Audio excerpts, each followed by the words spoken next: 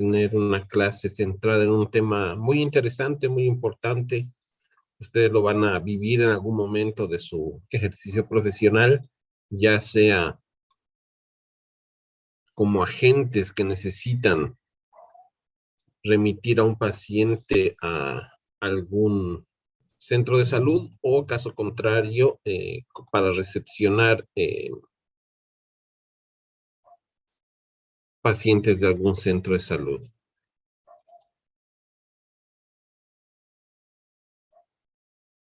Estamos 30 personas conectadas. Vamos a esperar que por lo menos el 50% se conecte en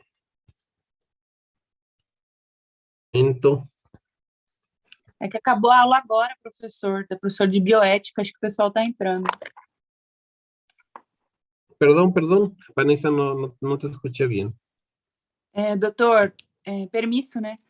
Boa tarde. Sim. É que agora acabou a aula de bioética. Aí acho que o pessoal está conectando. Nós estávamos com uma aula online. Bueno. Le damos entonces un par de minutos para iniciar la clase. ¿Sí? Si no la encuentran, por favor, háganmelo saber, pero tengo entendido que la clase ya está cargada. Muy bien. Hoy vamos a hablar de un tema importante, como les decía, en algún momento de su ejercicio profesional les va a tocar ser parte, ya sea en algún momento en este enmarañado de red, de gestionar pacientes, de referir, es decir, enviar un paciente a un sistema o a un nivel de atención más complejo, o recibir pacientes de un sistema más complejo hacia uno de menor nivel. No se olviden que cuando hablamos de niveles estamos hablando de cómo los servicios se van organizando. En general tenemos un primer nivel, un segundo nivel, un tercer nivel. Y no quiere decir que uno sea más importante que el otro, simplemente que sus funciones y su grado de complejidad son diferentes.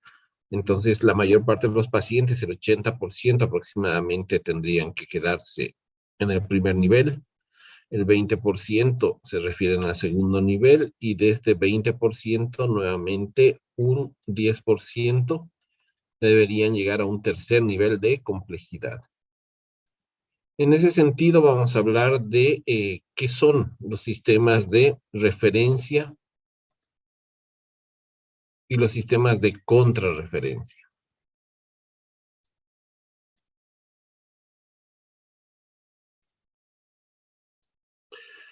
Concepto de sistema de referencia y contrarreferencia es un conjunto ordenado. Una palabra importante acá es ordenado, de procedimientos asistenciales y administrativos a través de los cuales se asegura la continuidad de la atención de las necesidades de salud de los usuarios con la debida oportunidad, eficacia y eficiencia, transfiriéndolo de la comunidad o establecimiento de salud a otro de mayor capacidad resolutiva, y también en sentido contrario, ¿sí? Por ejemplo, hoy yo trabajo en lo que se denomina una unidad de salud de la familia. En el Brasil ustedes tienen las unidades básicas de salud. Si yo tengo un paciente que, de acuerdo a mi examen físico, podría tener compatibilidad con un cuadro quirúrgico, es muy difícil que la solución final la tenga en mi servicio de salud. ¿Por qué? Porque en mi servicio de salud no realizamos cirugías complejas. Sí, cirugía menor, qué sé yo, una sutura, un drenaje, pero hacer una apendicectomía no es posible, sería peligroso y no está dentro de la cartera de servicios de actividades que yo presto. Entonces el paciente debería irse a un hospital, pero no podemos darle una palmada en la espalda y mandarlo al hospital. Entonces existe un procedimiento de carácter asistencial, tampoco se le manda por propio pie, tampoco se le manda, por ejemplo, con ninguna medicación, y administrativo porque existen documentos, hojas, recursos informáticos que se deben llenar. ¿Para qué? Para asegurar que este paciente llegue al servicio donde se le va a realizar finalmente el tratamiento, y que este paciente tenga un tratamiento oportuno, eficaz eficiente y una vez resuelto su problema, vuelva a la comunidad. Muchas veces, y cuando les toque hacer sus prácticas, van a ver que existe una serie de dificultades en este proceso de referencia y contrarreferencia, que no es nuevo, pero que en Paraguay nos está tomando mucho trabajo aplicarlo de forma total. Aquí tenemos un marco conceptual. Tenemos dentro la premisa mayor, en la continuidad de la atención se busca que el usuario sea captado, identificado, evaluado y seguido dentro de un sistema ordenado articulado por niveles, integrando la atención en promocional, preventiva y recuperativa. Cuando habíamos tenido la clase de niveles de atención en salud, les había mencionado que en general en el primer nivel de atención en salud tenemos en Paraguay a las unidades de salud de la familia, los puestos de salud y los centros de salud. En el segundo nivel tenemos a los hospitales distritales, que en el caso de Alto Paraná, el departamento donde vivimos nosotros, está el hospital distrital de Presidente Franco, de Hernandarias, de Santa Rita, de Mingaguazú. Y estos hospitales de segundo nivel tienen un solo hospital de referencia de tercer nivel, que es el Hospital Regional de Ciudad del Este. No se olviden que la estrategia de atención primaria no es lo mismo que primer nivel de atención en salud. Eso quiero que quede completamente claro al final de este curso. ¿Dónde en general se realizan actividades de promoción? Se pueden realizar en primer, segundo, incluso en tercer nivel, pero en general se realizan en primer nivel de atención en salud. Cuando nosotros llegamos al paciente, le decimos que cuide su salud, le damos herramientas para que él pueda tomar decisiones acertadas sobre cómo cuidar su salud. Preventiva también se puede hacer en diferentes centros de salud, no solamente en los primeros niveles de salud o en las unidades de salud de la familia. Lo más común o como ejemplo primero es la vacunación, ¿verdad? Se vacunan en los hospitales, se vacunan en las unidades de salud de la familia, se vacunan incluso ahora en las calles, que estamos teniendo una captación muy baja de personas en relación a la vacunación contra el COVID. Estamos por debajo de Bolivia, incluso ahora muy por debajo de Brasil. Y estamos utilizando muchos recursos para llegar a esa población. Y recuperativa, en general recuperativa se da mayormente en hospitales de segundo y tercer nivel de atención. Pero todo esto tiene que ir en un espíritu de una red integral, que no sean entidades que trabajan por cuenta propia y que no hacen parte de un sistema, lo que denominamos en Paraguay, que estamos intentando consolidar, las redes integradas e integrales de servicios de salud, las famosas RIS. ¿Cuáles son los objetivos del sistema de referencia y contrarreferencia? Garantizar la integralidad de la atención. Y esto es dinámico. Como les decía, un paciente con dolor abdominal, en epigastrio, que migra hacia fosiliaca derecha, tiene un signo de Bloomberg positivo, tiene defensa, el paciente vomitó, tiene fiebre, muy probable que sea una apendicitis.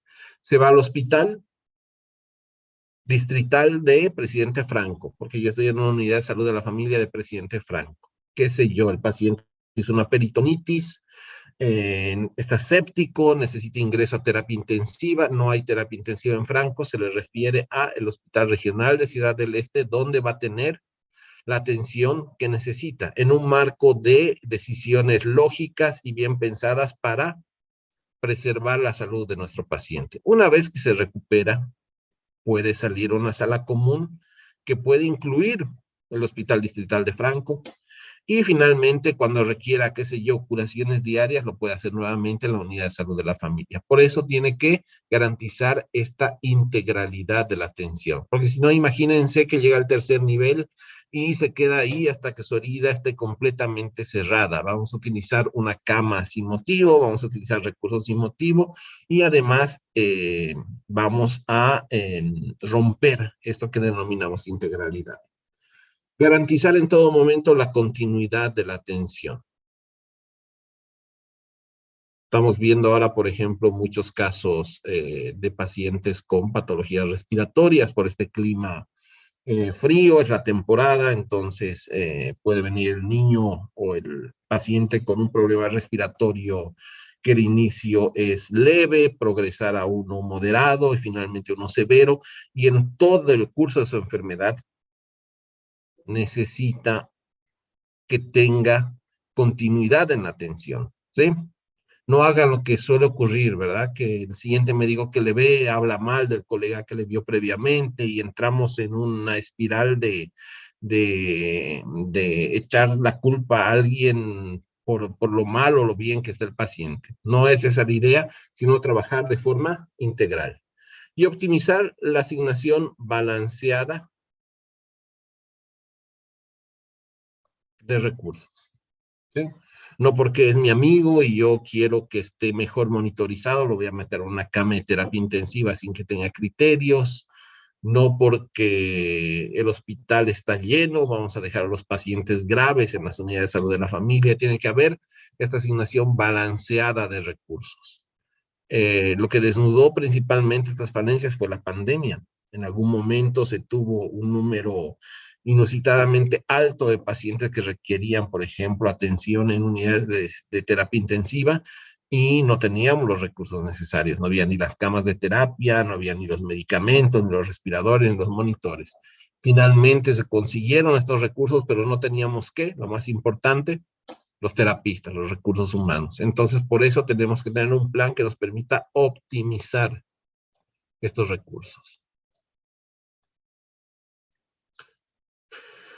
Lo que les decía, hay un sistema a nivel ministerial que está basado en una red.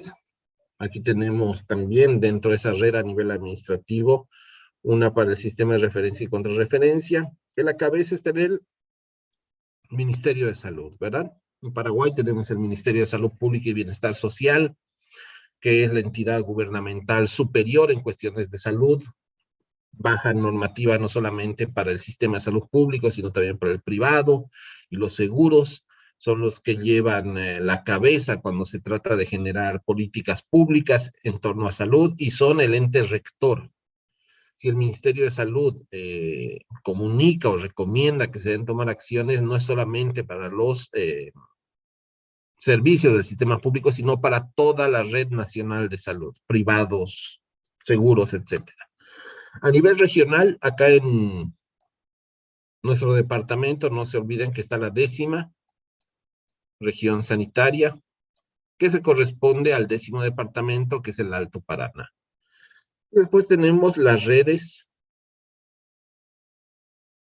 de salud. Tenemos el Hospital Regional de Ciudad del Este como nuestro hospital cabecera. Después tenemos los hospitales distritales y en general tenemos las unidades de salud de la familia, puestos de salud y centros de salud. Y después están las microredes, ¿verdad? Por ejemplo, en el distrito donde yo trabajo, que es el distrito de Presidente Franco, tenemos al Hospital Distrital de Franco como cabecera del servicio. Tenemos además, si no me equivoco, son ya 10 o 12 unidades de salud de la familia, que son las que envían sus pacientes acá. Y además tenemos servicios que están establecidos por el Instituto de Previsión Social del IPS. Y si finalmente esta microred que tenemos en el distrito de Presidente Franco no puede resolver sus problemas, tiene que acudir a el Hospital Regional de Salud del Este en una red más grande. Lo que tenemos que entender es que tenemos que organizar a nuestra comunidad y esto no solamente tenemos que saberlo los médicos o los prestadores de servicios de salud, sino también la población. ¿Para qué? Para que no pase lo que usualmente sucede, que una persona que tiene una patología no grave acude de forma inicial al hospital más complejo y no a una unidad de salud de la familia o un sistema o un servicio de salud básico para evitar que este hospital, que en condiciones regulares suele estar abarrotado, lo esté aún más, ¿sí? Trabajar con las redes y las microredes. Doutor, permisso. Sí. Esse nível de rede de saúde que o senhor colocou ali, esse RCD é Hospital Regional de Cidade Leste. Ese sería HD, nuestro tercer nivel de atención en salud. tá. E o HD é o quê? Hospital Distrital de Franco? No, sí, o senhor HD serían los hospitales distritales. En Alto Paraná tenemos el Hospital Distrital de Franco, el Hospital Distrital de Santa Rita, el Hospital Distrital de Hernandarias y el Hospital Distrital de Mingaguazú. Esos serían básicamente nuestro segundo nivel de atención. Gracias, doutor. De nada, de nada. Muy probablemente ustedes van a hacer rotaciones por todos estos servicios. Entonces es bueno que ya tengan una idea de cómo está organizado el sistema de salud, que piensen en red y que intenten que funcione este tema de las redes y no aprender cosas malas. Algunas de las cosas malas que suceden, por ejemplo, es decirle al paciente, no cuentes que viniste acá y vete directo al hospital. ¿Por qué? Porque no quiero hacer el papeleo. Entonces le mandan al paciente como si debutara su consulta en un nivel superior de la red para evitar cuestionamientos sobre si la atención fue oportuna, si la derivación estaba indicada o no. También van a haber algunas cosas como qué sé yo, a ti no te corresponde acá, tú no vives acá, entonces tienes que consultar en el servicio que está más cerca a tu casa y de una ni se le atiende al paciente. Son cosas que lamentablemente no hemos podido erradicar del todo, pero es muy importante que ustedes conozcan cómo sí se deberían hacer las cosas. Algunas definiciones básicas sobre este tema. ¿Qué es una referencia? Para su examen, sí, importante esto. ¿Qué es una referencia? Es un procedimiento administrativo y asistencial mediante el cual el personal de salud transfiere la responsabilidad, esto es muy importante en términos médico-legales, de la atención de las necesidades de salud de un usuario a otro establecimiento de salud de mayor capacidad resolutiva o que cuente con capacidad resolutiva requerida para resolver el problema de salud. Acá hay un término muy paraguayo que es el bollo, ¿verdad? ¿Ustedes saben lo que es el bollo? Es como un artículo de pastelería, qué sé yo, algo que se come, pero cuando alguien tiene un paciente muy grave o tiene una guardia muy fea, se dice que la guardia está embollada, ¿sí? Y también cuando uno quiere liberarse del paciente, que es complejo, que es un bollo en este caso, se dice desembollar la guardia. Entonces, muchas veces por desembollar la guardia se hace esta transferencia de pacientes, pero se hace de una manera que no está debidamente correcta o organizada. Lo vemos mucho, por ejemplo, con la atención de niños en este momento. Tenemos una cantidad muy alta de niños que están consultando por casos respiratorios. ¿Por qué? Por diferentes factores. Es luego la fecha. Muchos padres no quieren vacunar a sus niños. Hemos tenido los niños encerrados por 2 años y ahora están interactuando en ellos. Entonces se espera de que tengamos este pico de afecciones respiratorias en esta época del año y más ahora que estuvieron tanto tiempo encerrados. Entonces muchas veces pacientes complejos o que podrían solucionarse en hospitales de mediana complejidad son referidos sin previo aviso a hospitales de gran complejidad y tenemos ahí un servicio terciario sumamente hiperconsultado, lo que genera, como ustedes sabrán, grandes filas, grandes esperas, nerviosismo de los padres, maltrato hacia el personal de salud. Entonces tiene que haber un sistema que tenga eso, un orden, criterios claros de cuándo derivar un paciente y no olvidarnos que una vez que nosotros transferimos la responsabilidad, debemos de asumirla como tal. Yo los domingos, como ustedes saben, trabajo en el Hospital Regional de IPS y el Hospital Regional de IPS, dentro de la red de IPS, se constituye como el tercer nivel de atención dentro de lo que es el IPS, que es este sistema paralelo al Ministerio de Salud para personas que tienen seguro médico o público privado, algo así. Y si llega un paciente de uno de los servicios aleatorios, la máxima capacidad resolutiva la tengo yo. Y una vez que llega a mi servicio, es mi responsabilidad. Obviamente, si el paciente no tiene criterios de referencia, se puede hacer también la contrarreferencia, es decir, mandarlo nuevamente al servicio de salud de donde viene, pero siempre con criterios claros, con mucho tino, mucho tacto y basándonos en las guías y normativas que están vigentes en nuestro país. Entonces ya saben lo que es un bollo, ya saben lo que es desembollarse. Cuando escuchen por ahí el desembolle, tengan cuidado.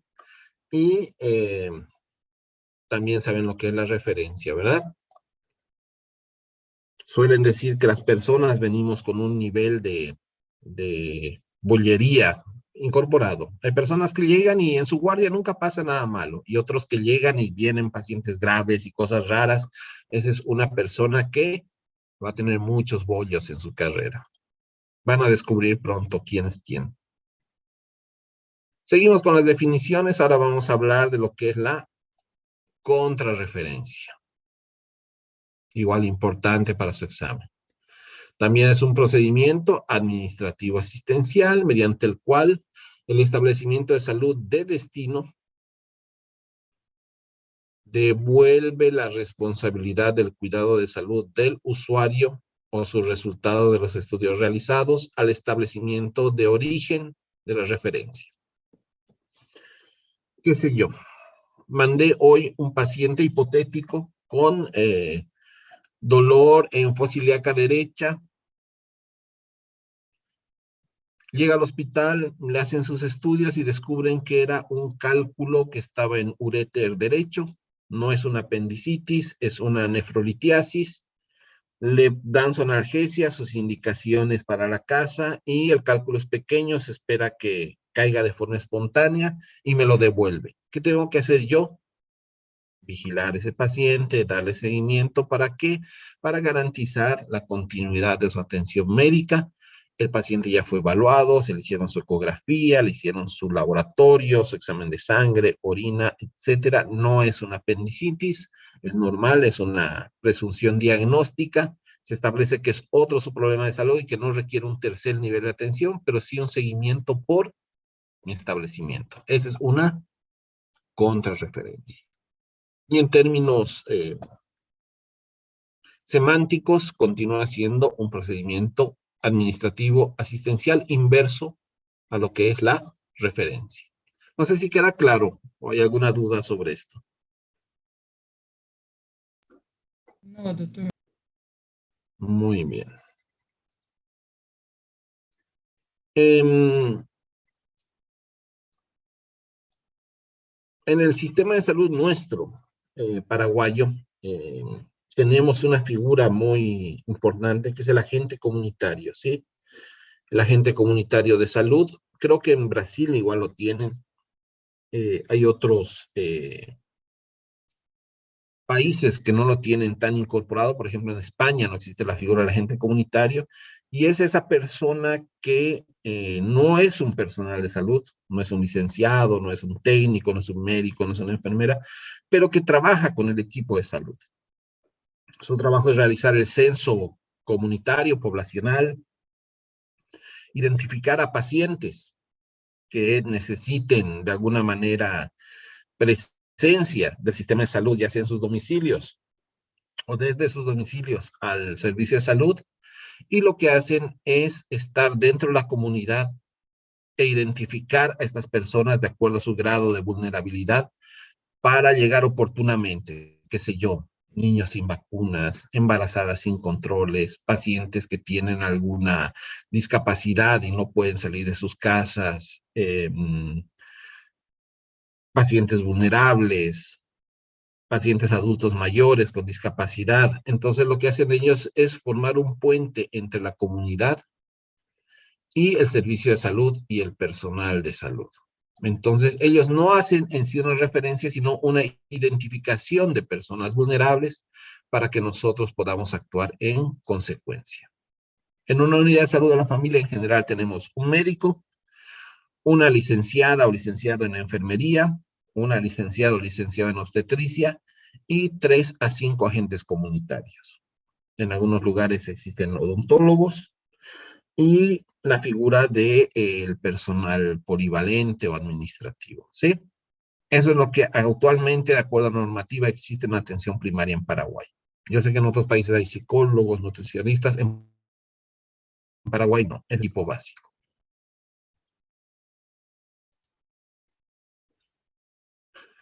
Y aquí vamos a hablar un poco de dónde, sí. Uma pergunta. Tem Sim, médico, enfermeiro, enfermeiro obstetra e agente comunitário de saúde. E Y en agente algunos comunitário. lugares odontólogo. E eles vão fazer parte da unidade de saúde da família, não atenção primária em saúde. Bueno, como les dije, atención primaria a la salud puede estar presente en no solamente las unidades básicas de salud. Ahí pueden estar las USFs, pueden estar los hospitales, pueden estar los centros de salud, los puestos de salud. Atención primaria es una estrategia, la cual se implementa a partir de entender la medicina con otro enfoque, un enfoque más comunitario, de cobertura universal, ya no esperar que las personas se enfermen para reaccionar, sino tener mucho sobre promoción y prevención, ¿sí? Dentro de las USFs, las unidades de salud de la familia, están los equipos de salud de la familia, que están compuestos en general por un médico, un licenciado en enfermería, un licenciado en obstetricia, los agentes comunitarios y en algunos casos odontólogos. Este es el equipo de salud de la familia que trabaja en las unidades de salud de la familia dentro de un sistema de atención primaria de la salud. Las unidades de salud de la familia forman parte del primer nivel de atención de la salud, que no es lo mismo que APS. No sé si queda un poquito más claro o Entendi, todavía. doutor. ¿Sí? Entendi, sim. Porque Obrigada. yo sé que esto es un poco confuso, porque históricamente se ha intentado vender a las unidades de salud de la familia como sinónimos de atención primaria de la salud, y no es así. Muy bien. Les decía que vamos a hablar ahora un poco sobre el origen de la referencia. Puede haber un origen comunitario, cuando un agente comunitario detecta signos de alarma, factores de riesgo, cualquier situación de salud en un miembro de la comunidad y pide la atención de un establecimiento de salud. Si bien acá se lo menciona como referencia, no es tanto una referencia porque en atención primaria se tiene en cuenta de que la comunidad es parte del servicio de salud, el territorio social donde funciona el servicio de salud. Pero sí podríamos darle un tinte de referencia interna, si ustedes quieren. Después tenemos el establecimiento de salud, cuando el problema de salud del usuario supera la capacidad resolutiva del establecimiento de salud. Lo que les decía, un primer nivel que requiere el auxilio de especialistas de segundo nivel. Y también existe la figura de la autorreferencia, cuando un usuario acude directamente a un hospital 1 o 2 o instituto especializado sin antes haber pasado por un establecimiento de primer nivel de atención. Qué sé yo, tenemos acá el Instituto del Cáncer, pacientes que pueden llegar directamente a una urgencia en un hospital de tercer nivel, y se los refiere a un instituto, el Hospital del Quemado, por ejemplo, que ve solamente a pacientes con patologías derivadas de grandes quemaduras. Llega una urgencia sin pasar por una unidad de salud de la familia, a una urgencia de un hospital grande, y de ahí es referido inmediatamente a un hospital especializado en quemados. ¿Dónde suele ser el destino de estas referencias? La emergencia, pacientes que tienen riesgo de pérdida de la vida, quedar con secuelas, o la vida está en riesgo, van directamente a la emergencia. Existe una comunicación directiva previa para la atención, o debería existir siempre una comunicación previa, mismo caso, paciente con dolor en fosa ilíaca derecha, vómitos, Bloomberg positivo, defensa, fiebre, una probable apendicitis. Ese apéndice puede constituir en un riesgo vital para el paciente. Si continúa la inflamación, hace una peritonitis, sepsis, se muere. Va directo a la emergencia. ¿Qué tengo que hacer yo? Hablar primero con el cirujano, las personas que están encargados de este servicio para que puedan recibirlo. También puede referirse a consulta externa. Son aquellos pacientes con problemas de salud que pueden ser resueltos en otro establecimiento de mayor complejidad mediante control de citas.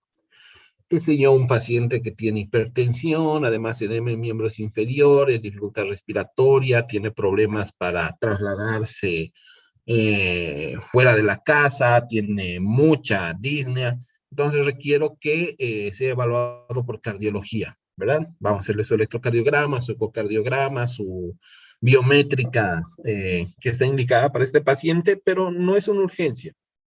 No está en riesgo su vida, pero sí requiere una evaluación por cardiología, lo mandamos a un hospital de mayor complejidad por consulta externa.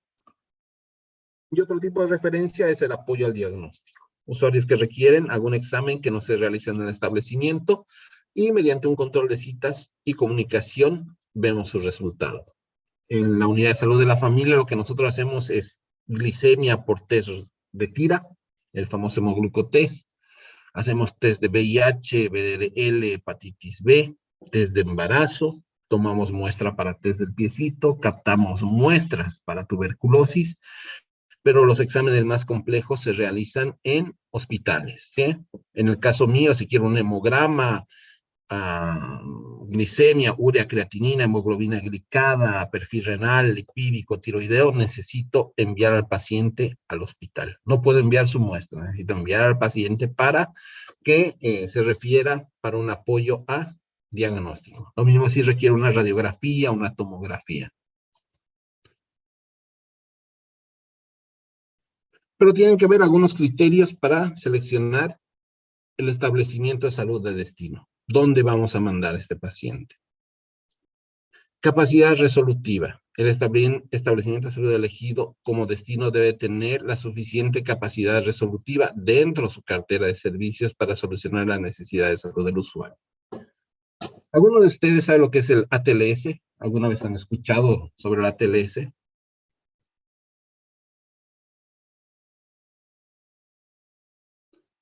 Bueno, es un curso sobre la atención a pacientes con trauma. Y el médico que impulsó esta capacitación se preguntaba por qué en los hospitales existe una atención muchas veces menos eficiente que la que brindan equipos de auxilios en lugares de desastre. Entonces, él hace una guía donde la referencia no tiene que ser obligatoriamente primer nivel, segundo nivel, tercer nivel y cuarto nivel. La referencia tiene que ir al lugar donde tengan la suficiente capacidad resolutiva. Qué sé yo, uno tiene un problema de salud, tiene un traumatismo craneoencefálico severo. El segundo nivel no tiene ni terapia intensiva, ni tomografía. Entonces automáticamente le llevamos al hospital donde tenga la suficiente capacidad resolutiva para ese problema de salud. ¿Pero qué necesitamos para esto? Tener un ejercicio mental rápido, lógico y conocer la red. Paciente con un TEC severo va a necesitar terapia intensiva, tal vez neurocirugía, tomografía, probablemente ingreso a cuidados intensivos o intermedios. Entonces, si los mandamos al segundo nivel, estamos perdiendo tiempo. Porque en general en el segundo nivel no tenemos ni neurocirujano ni especialistas en terapia. ¿Me entienden? Este es una lógica basada en la capacidad resolutiva. La segunda tiene que ver con la accesibilidad. El establecimiento elegido como destino debe ser el más cercano y accesible. Pero siempre debe primar esta primera condición, la capacidad resolutiva. Si tenemos dos hospitales que tienen la misma capacidad resolutiva y estamos en un punto donde hacia la derecha son 100 kilómetros y hacia la izquierda son 300 kilómetros, vamos hacia la derecha. más cercano y accesible. La oportunidad.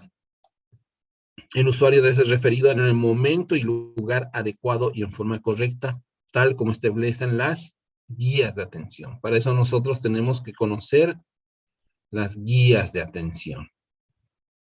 Nuevamente, caso hipotético de un paciente con apendicitis. No puedo esperar hasta que se perfore el apéndice, el paciente entre en shock, tenga hipotensión, taquicardia, tenga dificultad respiratoria para referirlo. Si yo ya sé que no tengo cirujano o no voy a tener cirujano ese día en la guardia, lo mando a un lugar donde puedan resolver en forma oportuna su problema de salud.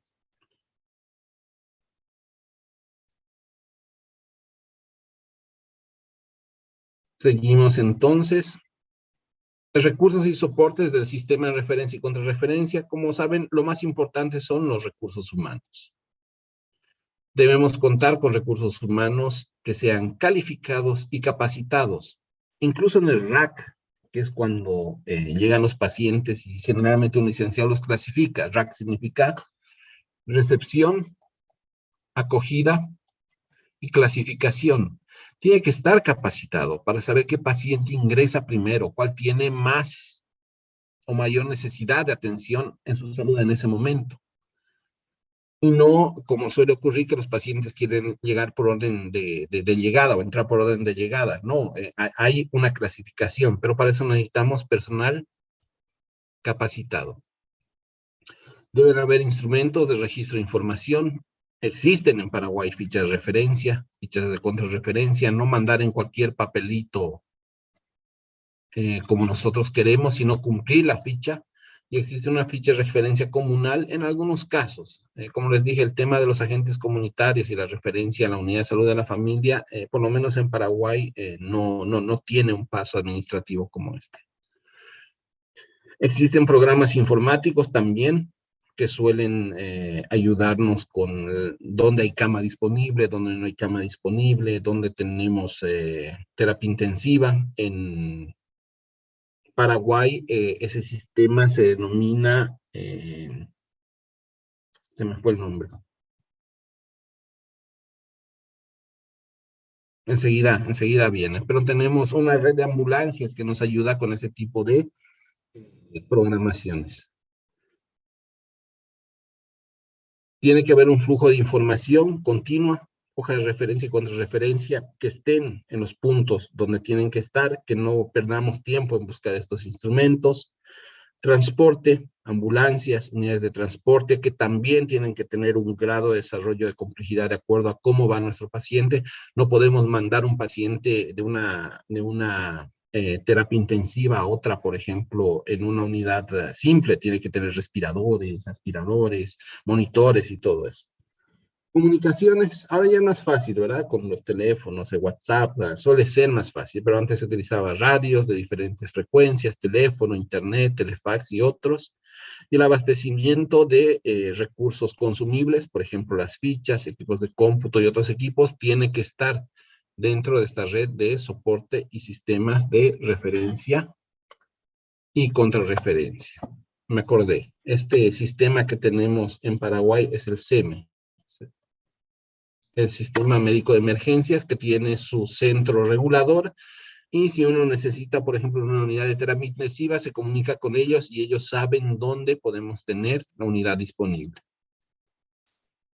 Acá hay un ejemplo de hoja de referencia, no es la que utilizamos en Paraguay, pero en general tiene datos generales, identificación del usuario, un pequeño resumen de la historia clínica, por qué decidimos referir al paciente, y siempre tiene que ser en coordinación con las unidades básicas de salud, con el centro de especialidades de destino, cómo va el paciente, con qué tratamiento y cuándo y cómo llega a su destino. ¿Sí? No mandar por mandar, lo que les dije, no desembollarse por desembollarse.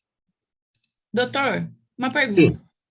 O senhor está lá na sua unidade de saúde, o senhor encaminhou ele para o hospital de referência. O senhor fez uma referência dizendo que ele estava com apendicite e tal, descreveu. Aí ele foi para o hospital, no caso ele seria encaminhado de Franco para o hospital de Franco ou para o hospital de Cidade Leste, para uma apendicite? E aí, caso, ele faz a cirurgia. Ele faz a cirurgia nesse hospital. E aí, depois, o hospital manda uma contrarreferência para vocês, dizendo um retorno desse paciente, ele operou, deu tantos dias de antibiótico, tem que voltar, ou ele retorna na unidade com vocês, a descrição, há essa informação ou não?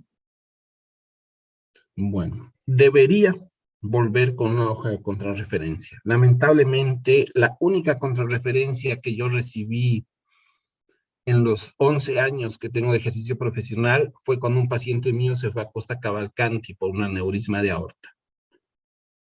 Cuando terminó su stent o su procedimiento quirúrgico, me hicieron una nota con mi nombre y el servicio donde yo trabajaba, donde decía qué medicación tomaba el paciente, cuándo debería ser su siguiente cita, qué cuidados tener con la herida, qué signos de alarma deberíamos estar pendientes relacionados con su intervención quirúrgica, pero como les dije, a la fecha, en los 11 años que yo tengo, no conozco una hoja de contrarreferencia del hospital.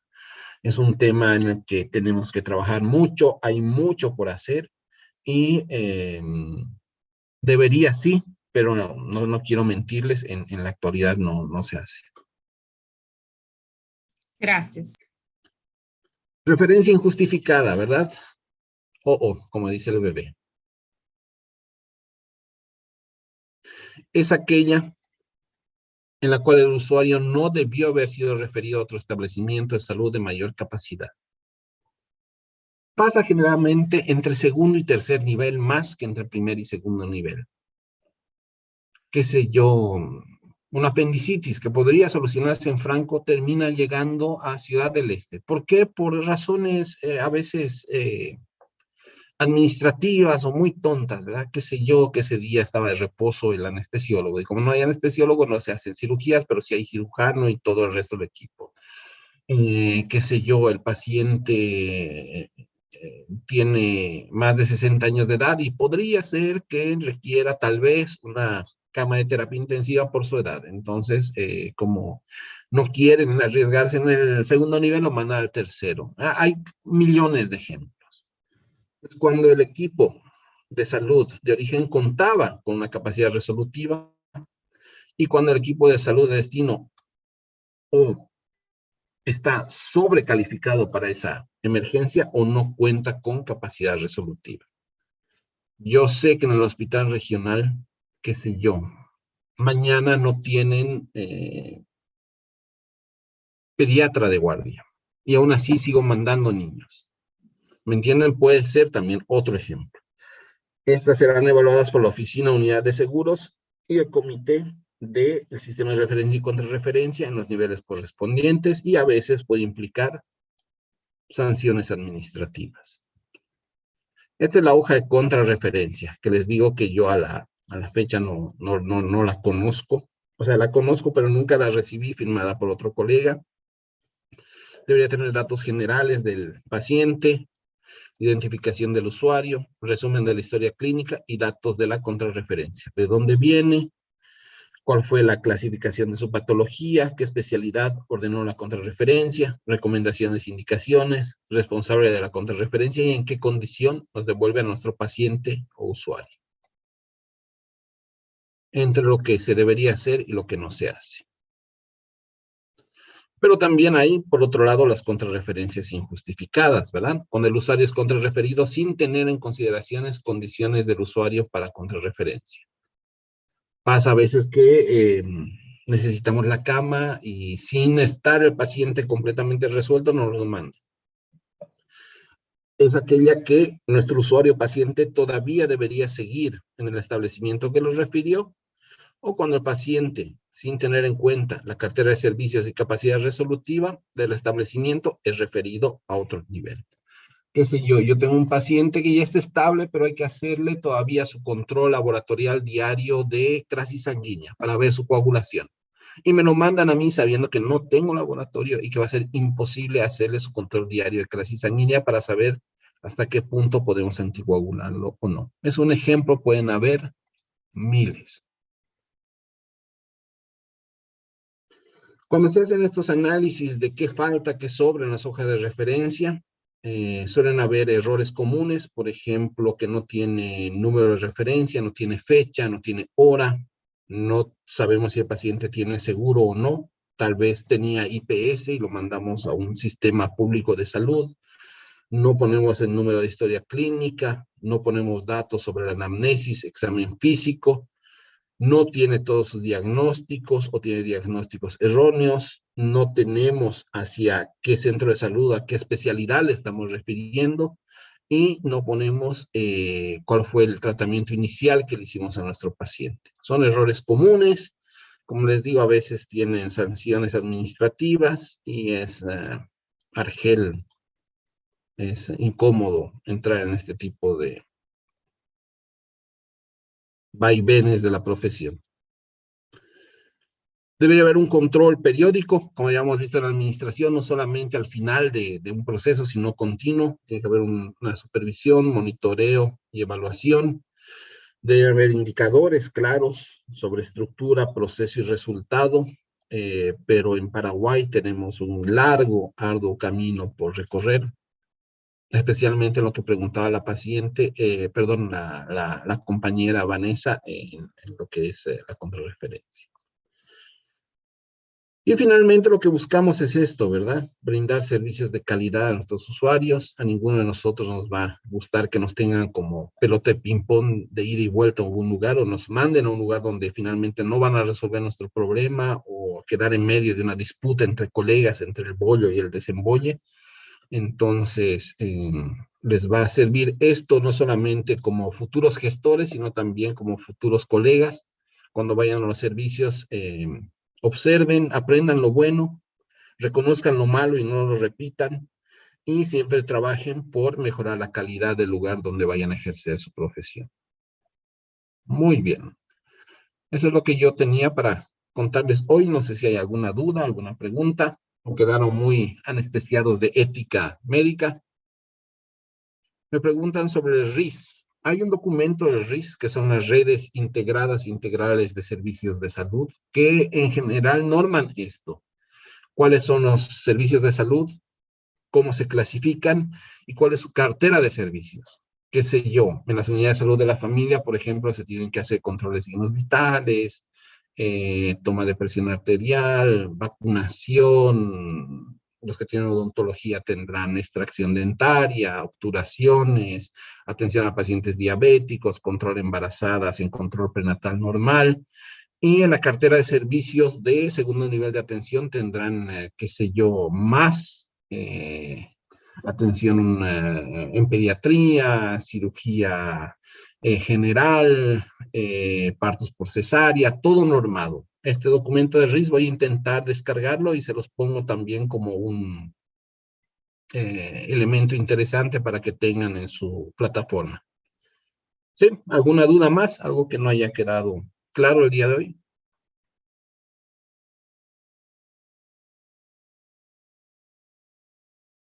Bueno, nada, saludos nuevamente, gracias por conectarse. No se olviden que tenemos programado nuestro examen.